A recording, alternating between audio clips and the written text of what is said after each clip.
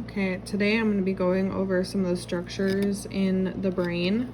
As you can see, I have cut the brain along the medial longitudinal fissure.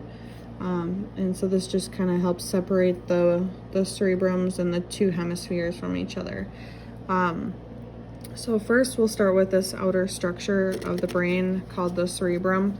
The cerebrum is two hemispheres, and it is joined by the corpus callosum, which you can see right here. And I'll get to that later when we do more of the internal structures. So on there are three different meninges, and the outermost is going to be the dura mater. And this is a tough connective tissue, and it carries blood from the brain to the heart and kind of helps recirculate all that oxygen that is needed. And then the second innermost layer is going to be the arachnoid matter, and this helps surround the brain and the spinal cord, and is closest to the central nervous system. And this kind of helps more protect the brain from impact. And like I said before, it is located between the dura mater and the pia mater. And the closest meninge is going to be the pia mater, and this protects the central nervous system and contains cerebrospinal fluid. And this cerebrospinal fluid kind of helps cushion the brain and the spine. And then going on, as you can see, we have the cerebrum, and these little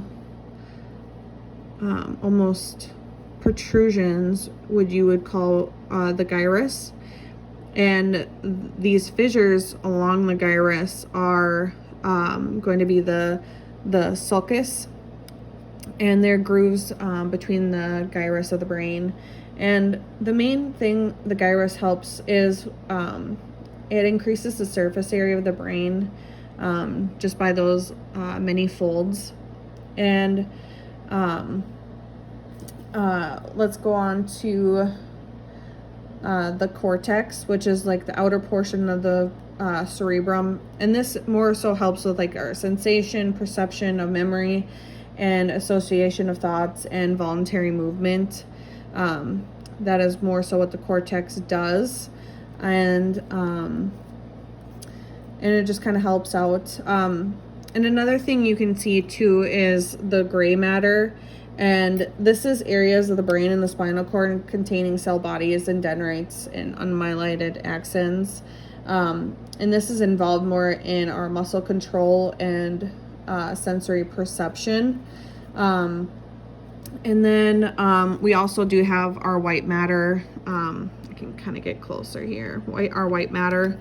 And that's more bundles of myelinated axons within the brain and the spinal cord. And it's found in the inner portions of the cerebrum and the outer regions of the spinal cord. And then let's go on to more of the internal structures. So I'll flip this one around.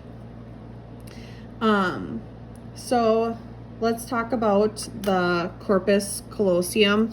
And I pointed this out earlier. As you can see the corpus callosum right here. And then inside, right here, that's the lateral ventricle. And there is 4 different ventricles that make up the ventricles in the body. And the ventricles are filled with cerebrospinal fluid. And this is more for production and transport and removal of different waste. It helps with the removal of the cerebrospinal fluid, and also transports it as well. And then let's go on to the hippocampus, and that's a region below the lateral ventricles, and that has to do.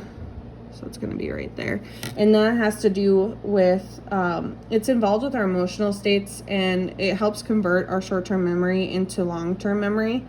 And that's just one of the regions that's part of this inner structure. And then, so the diencephalon is a region of the brain that makes up the thalamus and the hypothalamus, which you can kind of see right here. And that has to do with relay processing and center for sensory information. And it also deals with our autonomic control. And another part is our part of this little area right here would be our midbrain, which is about right there. And that has to do with the part of the brain between the pons and the diencephalon, and that deals with motor movement of the eye and then auditory and visual processing. And then let's go on to our pons, and that's the anterior to the medulla. So that's, you can kind of see it a little bit better up here. So right here. So that's about our pons. And that helps connect the cerebellum with the other parts of the brain and the spinal cord. And this is the one of the first ones. And then we'll go on to the medulla oblongata. And that's the inferior portion of the brainstem, and it contains centers for heart rate, blood pressure, and respiration. And it makes up the central nervous system. And it also contains reflex centers that help us cough, sneeze, and hiccup.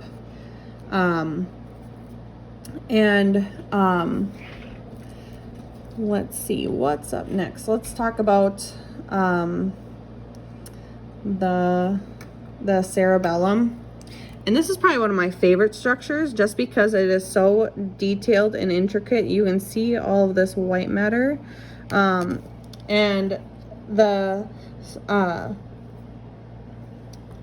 cerebellum is the part of the brain that controls our balance and muscle coordination. And it is the inferior portion of the cerebrum. And it deals more with our voluntary movements. And so it kind of helps make our movements more fluid, because it helps control the timing and force of those movements, which is super awesome.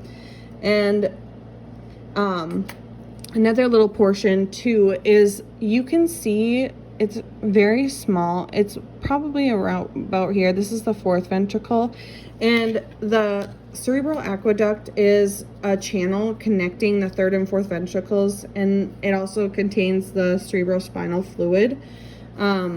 And then the coracoid plexus is more so the network of the capillaries. And this is at the top, the roof of the ventricles, and it contributes to the production of the cerebrospinal fluid. And it's also a barrier in the brain separating the blood from the cerebrospinal fluid, which is interesting. I did not know that before I took this class.